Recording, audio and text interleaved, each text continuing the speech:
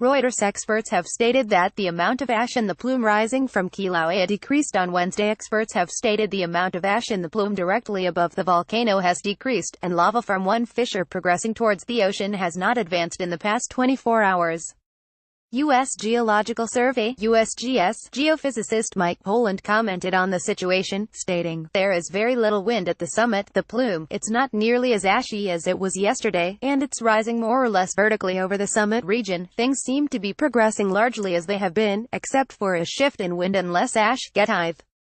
Ash plume reached a height of 12,000 feet above the crater at its peak. The plume, it's not nearly as ashy as it was yesterday, and it's rising more or less vertically over the summit region. Mike Poland, the eruption caused an ash plume to rise from the crater to a height of 12,000 feet at its peak. Susan Cabral, a local resident, commented on the plume, stating, "It's unbelievable, it's spectacular, and it's frightening at the same time." Fears nevertheless remain over the potential of ash fall from the summit, which has forced USGS scientists to conduct their measurements from a remote backup research center at the University of Hawaii in Hilo.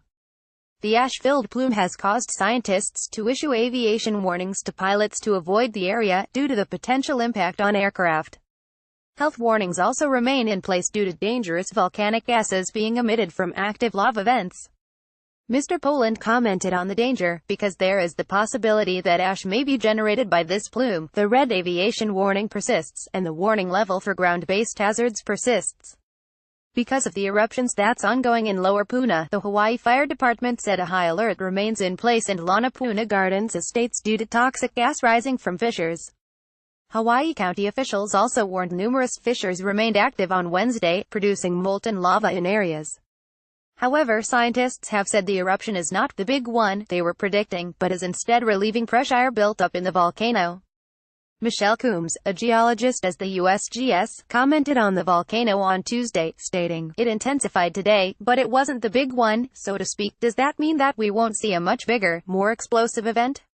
No, not necessarily. It could plug up, and we could get in the future have the so-called big one." Despite the impressive ash plume, which has roared from the volcano, scientists had warned that if the lava lake at the top of Kilauea continued to drop and met groundwater, there could have been an enormous steam explosion.